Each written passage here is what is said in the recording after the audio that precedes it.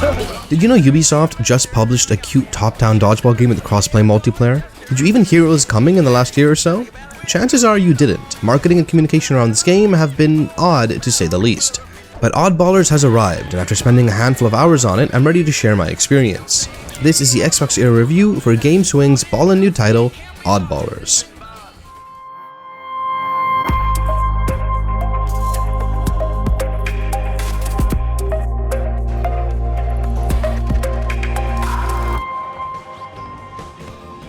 As mentioned, the road up until here was a bizarre one. A sequel of sorts to 2016's Stickbold, a dodgeball adventure, Oddballers has been in the Steam database since 2019, with alphas and betas there throughout 2020.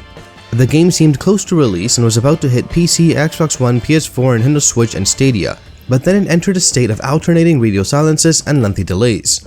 Stadia died in the meantime. The listing was removed from Steam in favor of Ubisoft's own launcher, an Epic Games Store, and Amazon Luna version was thrown into the mix, and all this alongside a native Xbox Series versions that weren't even advertised on the official website. With only minor mentions of the game coming, it was almost a shadow drop to see Oddballers finally be playable on the 26th of January 2023, virtually at the same time as a similarly unexpected launch of the much applauded Hi-Fi Rush.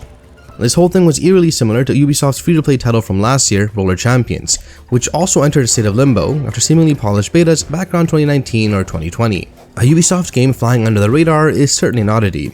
So what is the French publisher hiding? Is it a tax write-off of sorts? Was it done to avoid spending more money on an already too expensive project? Was it something related to hitting some financial dates? A broken mess of a game that they'd rather push out silently? All I know that, at the very least, it isn't the last thing. Oddballers is a mechanically simple but fairly polished title. I guess it really had to be after entering alpha about 3 years ago. And frankly, it's pretty fun, despite some shortcomings. On paper, the gameplay is simple but effective. Players control cartoonish characters on a similarly themed arena, try and hunt down balls and other tools of destruction, be it lawnmowers, boxes, bombs, or chicken. While some items can only be pushed around and activated, balls and smaller objects can be thrown by holding the B button to decide its power while aiming towards an opponent, perhaps even using rebounds. Players can move around, dodge, and a well-timed dodge even activates a parry against otherwise dangerous hits. At its core, it's a cute little dodgeball game with a satisfying throwing mechanic, and you can play against the AI, your friends and local, or even an online multiplayer across all platforms via crossplay. There's also a distinct party game flavor to Oddballers, as the arenas are anything but flat.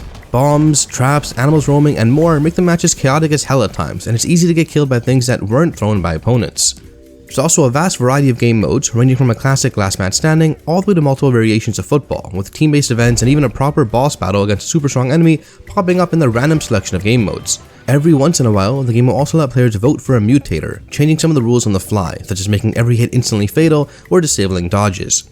With most game modes featuring several variations on locales, based on 3 different locations the host can choose, it's easy to play for hours and still find new game modes or yet unseen variations of them. In terms of single player, there is no campaign to speak of in Oddballers. Whether the players are AI opponents in 3 difficulties, your couch co-op buddies or online opponents, they first meet up in a little playable lobby where they can customize their look and mess around a bit, throwing vegetables and other items at each other before the actual match starts. A run consists of a series of randomly selected minigames, with the points usually assigned to the winner and the runner-up out of the 4 or 6 player group competing. Whoever reaches the selected match point score first has a chance to bring home the crown in the next event. No Mario Party-esque board games. It's all automated, but the passage from one mode to another happens via funny little cutscenes showing the characters running from one door to another, behind which the next challenge lies. The game is fun, but it's not without flaws. While the core gameplay is well made, with even fun little touches like the 2 dodgeballs hitting each other, causing an explosion and both flying away at lethal high speed, there are a few technical shortcomings hampering the experience right now. Various freezes get in the way of the moment-to-moment gameplay even when playing against the AI and local, and the way the bodies of characters twist and turn is rather glitchy. But even more worryingly, on these launch days, it's been very difficult to find players online, and sometimes even to connect to the game's servers. Frequent login failures, the matchmaking often doesn't find players, unclear if it's because of a low player base or something else, and even the instant replay showing the final kill of each match is often completely borked, showing animations and events completely unrelated to what went down on the field. There's definitely some things to iron out. It can't be a multiplayer-focused title without an in-game shop of clothes, emotes, and so on, usable then and customizable characters down to each individual color. Players can even use and customize Ubisoft's iconic rabbits as playable characters. As of now, everything can be bought with in-game credits only, that are obtained via playing and unlocking objectives, but who knows if that's going to change. So far, the game doesn't seem to have made a splash in terms of player base, and it's certainly a shame, and with a $20 launch price, one can see why people aren't rushing towards an unknown entity. At its core, Oddballers is a fun game with an engaging gameplay loop and good enough variety to last for a while.